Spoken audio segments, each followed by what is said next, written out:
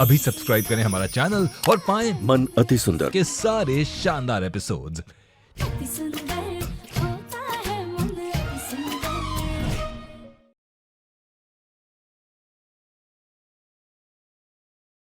भैया आपको जो सही लग रहा है वो कीजिए, बस इसे जल्दी से सही कर दीजिए। ठीक है मैडम, अपना एड्रेस बता दीजिए, मैं इसको ठीक करके भिजवा देता हूँ। जी।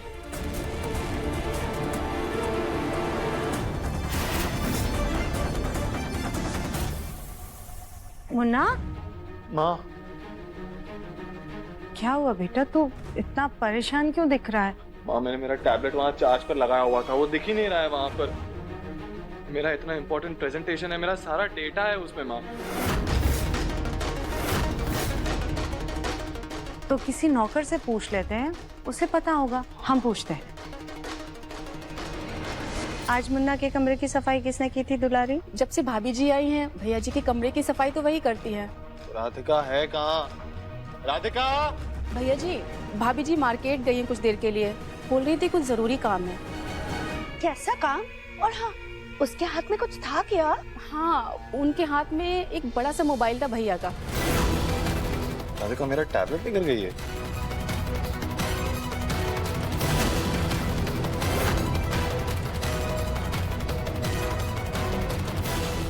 राधिका का फोन नहीं लग रहा है। ये लड़की बिना है कहाँ?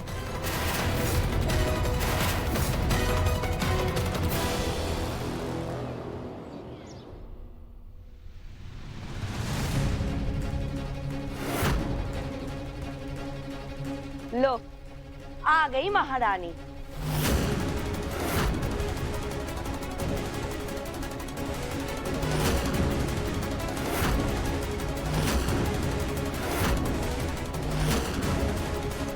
क्या हुआ ताई जी? हमसे कोई भूल हुई है क्या?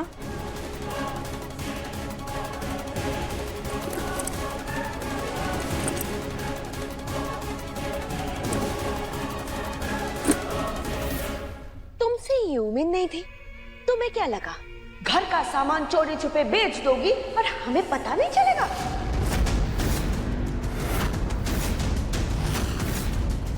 राधिका, तुम्हें अगर पैसों की जरूरत थी तो हमसे मांग लेती। तुम्हें ऐसे घर का सामान बेचने की क्या जरूरत पड़ गई?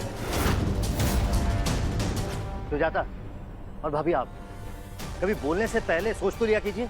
बिना सोचे जाने घर की बहू पे चोरी का इल्जाम लगा रही हैं आप दोनों।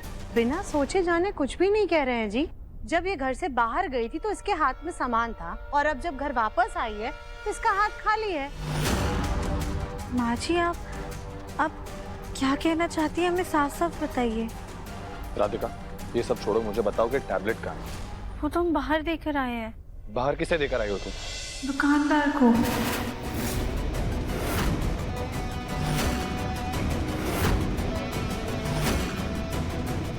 क्यों? वो दिव्या बंसल जी, मैम आपका टैबलेट सही हो गया। Thank you. Thank you. Divyam ji, ये लीजिए आपका टैबलेट। हमने इसमें से वायरस भी निकलवा दिया और फॉर्मेट भी करवा दिया है।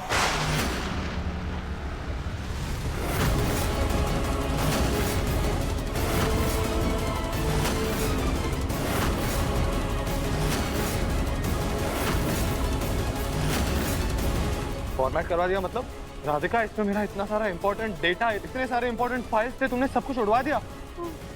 ये तुमने क्या किया राधिका? किससे पूछकर तुमने मेरे टैबलेट को हाथ लगाया? इसमें मेरी आज की मीटिंग का इतना इंपॉर्टेंट प्रेजेंटेशन था राधिका, बैकअप भी नहीं था उसका मेरे पास। ये सब कुछ तबाह कर दिया तुमने। पर दिव्यम जी, इसमें तो क्या वायरस राधिका?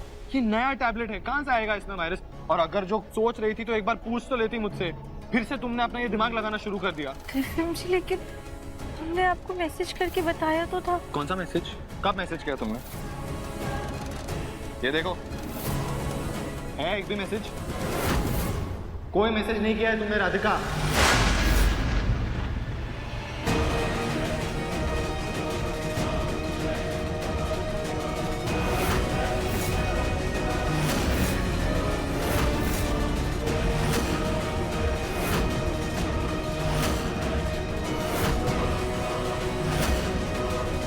कहाँ है?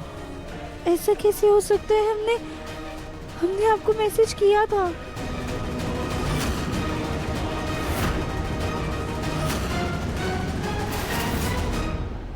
जाओ जाके बाम लेकर आओ, जाओ।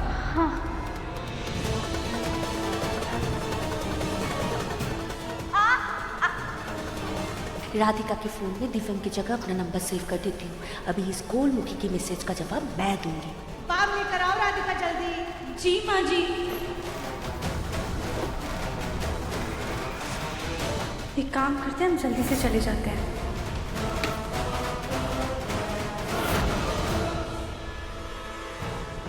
अब वो नंबर डिलीट करके दोबारा सही नंबर सेव कर देती हूँ और मैसेजेस भी डिलीट कर देती हूँ।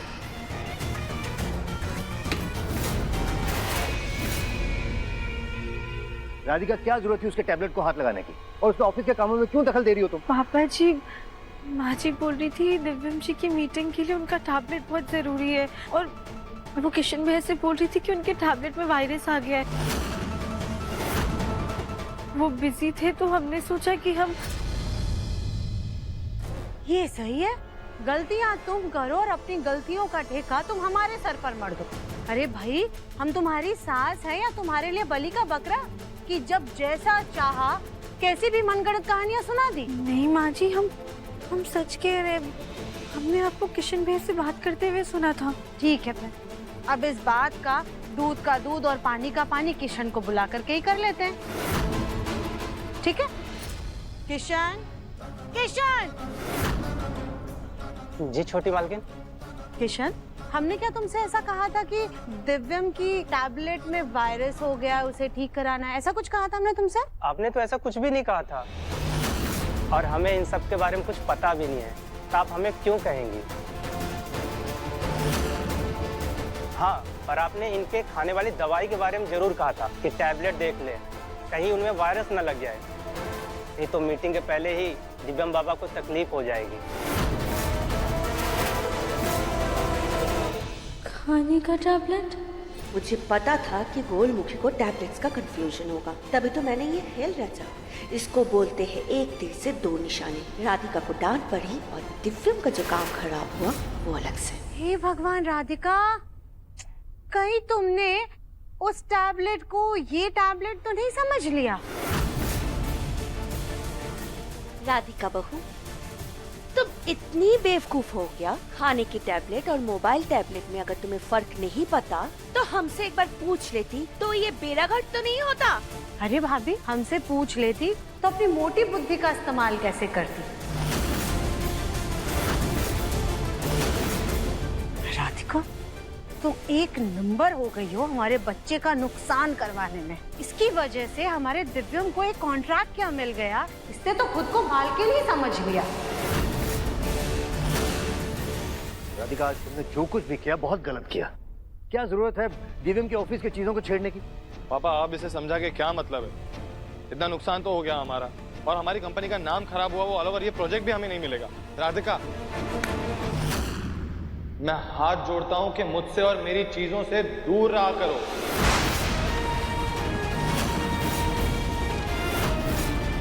और प्लीज इस वक्त अपनी शक्ल मत दिखाओ मुझे। जाओ यहां से।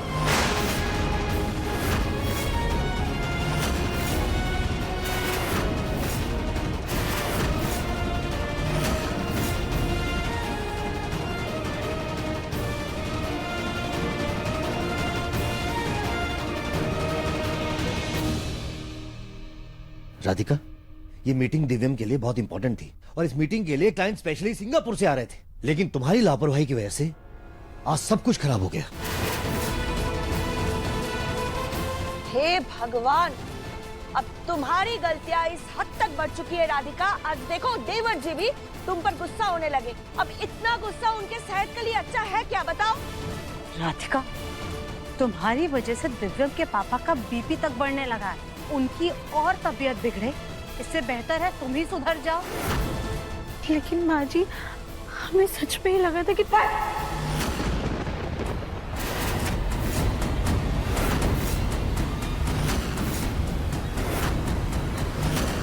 हमें और कोई कोई सफाई नहीं सुननी है। माँ तुमसे पहले भी कई बार कह चुकी है और आज हम भी कह रहे हैं कि तुम इस घर की बहू हो और इस घर की जिम्मेदारियों को जितनी जल्दी सीख लोगी ना, उतना ही तुम्हारे लिए और इस परिवार के लिए, दोनों के लिए अच्छा होगा। अगर तुमसे ऐसी ही लापरवाहियां होती रही तो इस परिवार और रिश्तों को बिखरने में देर नहीं लगेगी।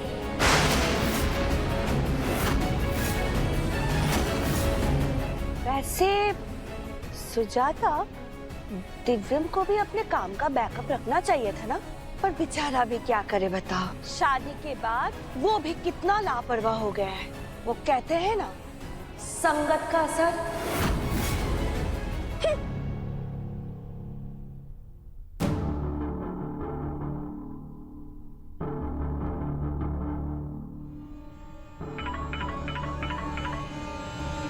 पापा का वीडियो कॉल। ऐसी हालत में तो हम उनसे बात नहीं कर सकते।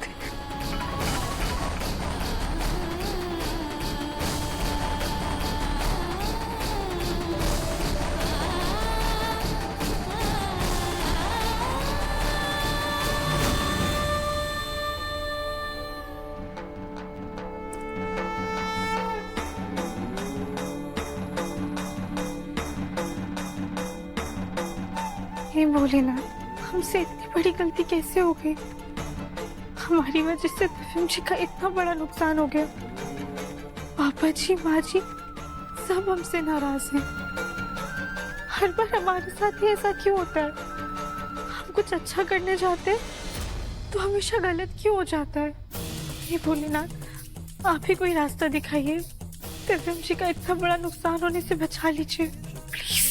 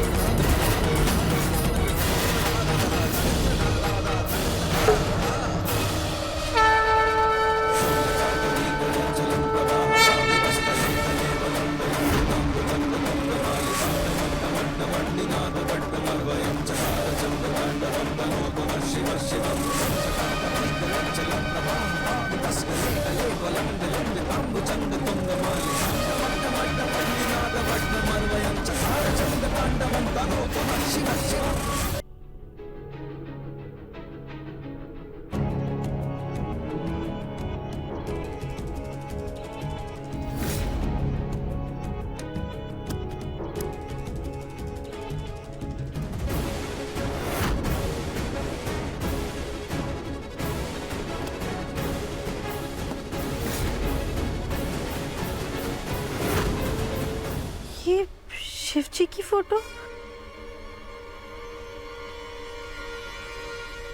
शायद भोलेनाथ ने हमें रास्ता दिखा दिया।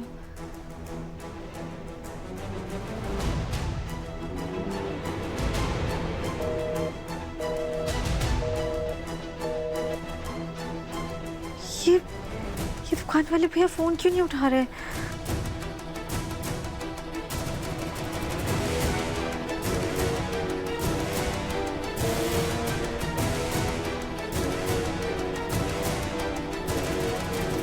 रुको जरा, कहाँ बुलडोजर की तरह भागी जा रही हो? हैं? वो ताई जी, मैं वो क्या बकरी की तरह रुक रुक के बोल रही हूँ? तुम्हें जरा से भी शर्म लिहाज है कि नहीं? अभी अभी तुम्हारे वजह से ये हंगामा हुआ, अब तुम फिर से सैर सपाटे के लिए जा रही हो। अभी दिव्यम के क्लाइंट आएंगे तो उनकी डांट कौन सुनेगा बताओ? और वैसे भी उन्हें भी तो पता चले कि हमारे दिव्यम को किसकी वजह से ये शर्मिंदगी सहनी पड़ रही है। ताई जी, हमें ना बहुत जरूरी काम से बाहर जाना है, प्लीज हम अभी आते हैं। अरे भाभी, ये राधिका फिर से टैबलेट लेकर के कहाँ गई? पता नहीं सुजाता, पर ये बात तो सही है कि तुम्हारी ये गोलमुखी बहू है तो बहुत बेशर्म। इस मोटी चमड़ी को हमने इतना कुछ सुना दिया, देखो फिर भी कोई असर नहीं है। बात तो आप बिल्कुल सही कह रही है भाभी। वहाँ हमारे मुन्ना का इतना बड़ा नुकसान हो गया और यहाँ ये गोलमुखी, इसे कोई फर्क ही नहीं पड़ता। कोई बात नहीं सुजाता, आज चूहे नहीं रेंगने है ना, लेकिन देख लेना बहुत ही जल्द इसके पैरों के नीचे आग लगेगी। आज तो सिर्फ ज्वालामुखी की तरह दिव्यम के मुंह से लावा निकला है, लेकिन बहुत ही जल्द ये ज्वालामुखी फटेगा और तभी इसको समझ में आएगा। तब तक हमें इस चिंगारी को बुझने नहीं देना है। भाभी, अपने आगे के लिए कुछ सोच रखा है क्या? देखते जाओ सुजाता, अभी तो असली धमाका होना बाकी है।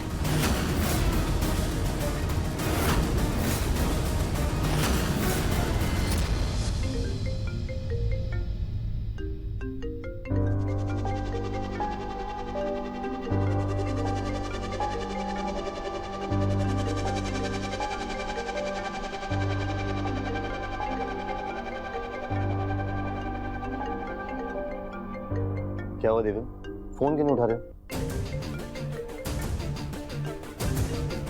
क्या करूंगा फोन उठा के पापा? क्लाइंट्स का कॉल, क्या बोलूंगा उनको? जिस प्रेजेंटेशन के लिए वो सिंगापुर से आ रहे हैं वो प्रेजेंटेशन मैं आपको नहीं दे सकता। क्यों? क्योंकि मेरी वाइफ ने मेरा पूरा टैबलेट ही फॉर्मेट कर दिया। बेटा माना राधिका ने आज बहुत बड़ी गलती की, लेकिन गलती तुम्हारी भी। तुम्हें इतनी इंपॉर्टेंट फाइल का बैकअप लेके रखना चाहिए था, क्यों नहीं लिया? पापा मैंने पुराने प्रेजेंटेशन का बैकअप लिया था, लेकिन कल रात को मैंने प्रेजेंटेशन में बहुत सारे चेंजेस किए थे और टैबलेट की बैटरी खत्म हो गई। अब प्रेजेंटेशन कल सुबह थी तो मैंने सोचा नहीं कि मुझे इसका बैकअप लेना चाहिए। अब क्लाइंट्स आसपास के होते तो मैं मीटिंग कैंसिल करवा देता, पोस्टपोन करवा देता। ये इतनी दूर से आ रहे हैं, किसी भी वक्त घर पहुंचते होंगे, कैसे मना करूँ इन्हें? लेकिन कुछ तो करना पड़ेगा ना बेटा। पापा ये ऑर्डर तो हाथ से जाएगा ही, इसकी वजह से हमारे कंपनी का नाम जो खराब होगा वो अलग। सबसे बड़ी बात यह है कि आगे भी शायद ऐसी बड़ी डील ना मिले। लगता है क्लाइंट्स आ गए। चलो दिव्यम, आओ चलो, कुछ तो करेंगे। कम ऑन, फोन लो अपना फोन।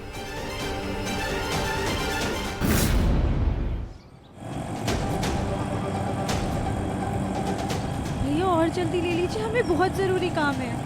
जी मैडम। वैसे आई होप आपको कोई दिक्कत नहीं हुई पहुंचने में। नहीं, बिल्कुल नहीं। रास्ते भर में आपकी प्रेजेंटेशन का ही वेट कर रहे थे। दरअसल हम इस नए प्रोजेक्ट को लेकर काफी ज्यादा एक्साइटेड हैं मिस्टर दिव्यम। तो फिर प्रेजेंटेशन शुरू करें? माँ नाश्ता ले आना। हाँ हाँ भाई, जल्दी लेकर आओ। नमस्ते। नमस्ते। खाते खाते ही खाने का प्रेजेंटेशन देखते हैं, क्यों जगमोहन जी? हाँ हाँ, क्यों नहीं। राधिका, तुमने मुझे बहुत बड़ी प्रॉब्लम में डाल दिया है।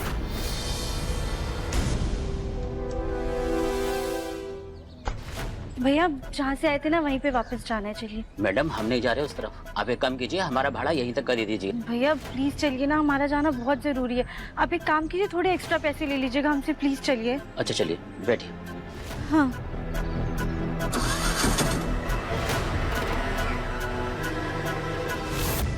मिस्टर दिव्यम, वो प्रेजेंटेशन एक्चुअली वो प्रेजेंटेशन जो है दिव्यम, वो मैं ये प्रोजेक्टर यहीं पर सेट कर देता हूँ, फिर शुरू करते हैं।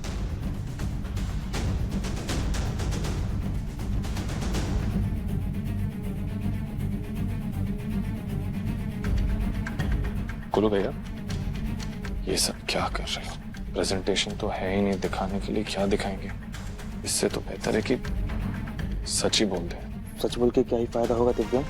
अरे कोई भी पुरानी प्रेजेंटेशन दिखा देते हैं, थोड़ी बहुत इज्जत तो बची रहेगी, फिर देखते आगे क्या करना है।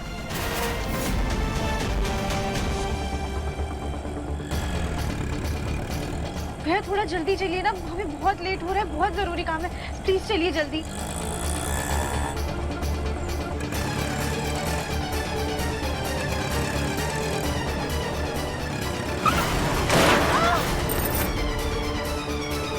तो जैसे कि मैं कह रहा था, हमारा जो प्रोडक्ट है वो एक स्पेशल तरह की मिट्टी से बनाया जाता है जो पहाड़ों में पाई जाती है, और इसमें आप किसी भी टाइप का लिक्विड स्टोर कर सकते हैं। खाना स्टोर कर सकते हैं। इसमें खाना बनाया जा सकता है, परोसा जा सकता है। जैसे कि आज भी गांव में मिट्टी के बर्तनों में ही खाना स्टोर किया जाता है, परोसा जाता है, इसीलिए वहाँ के लोगों का स्वास्थ्य भी एकदम अच्छा रहता है हमेशा। भाभी, हमें मुन्ना को शर्मिंदा होते हुए देख बहुत बुरा लग रहा है। सुजाता, बार बार की शर्मिंदगी से एक बार की शर्मिंदगी भली। मिस्टर दिव्यम, आप ये चीजें प्रेजेंटेशन के जरिए समझा सकते हैं? पता नहीं भाभी, मुन्ना आगे क्या करेगा।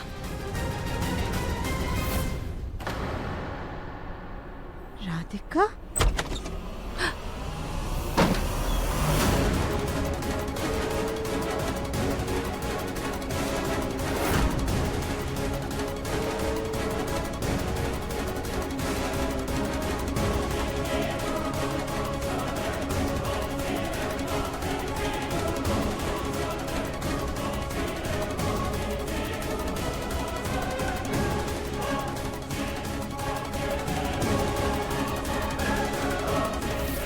यहाँ क्या कर रही हो?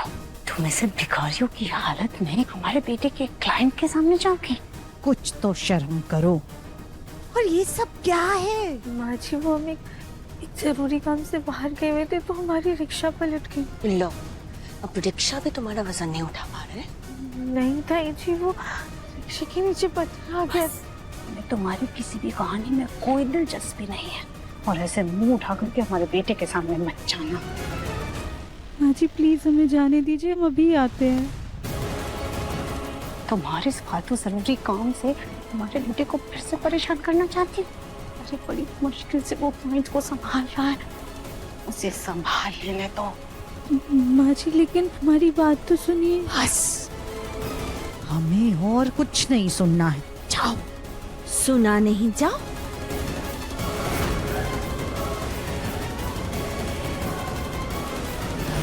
हमारी वजह से दिव्यम जी को इतनी शर्मिंदगी उठानी पड़ रही है। हे भोलेनाथ, हम क्या करें?